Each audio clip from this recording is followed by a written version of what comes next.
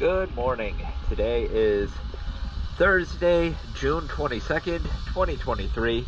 I'm here at Marsh Landing Marina, and this is a before video of the 23-foot long Shearwater.